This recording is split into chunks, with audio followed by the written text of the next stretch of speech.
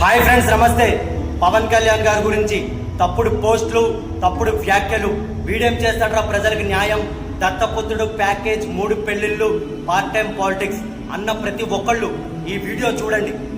గత ప్రభుత్వంలో, మీ ప్రభుత్వంలో ఒక ఆడపిల్ల కనబడకుండా పోయింది భీమవరంలో.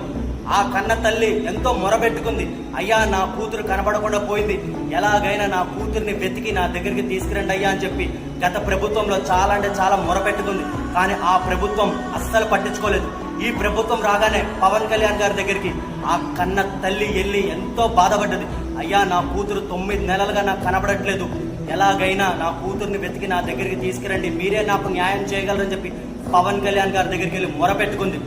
పవన్ కళ్యాణ్ గారు చాలా సీరియస్ గా తీసుకుని 9 నెలలు సాల్వ్ అని కేసును 9 రోజుల్లో సాల్వ్ చేసి పెట్టాడు.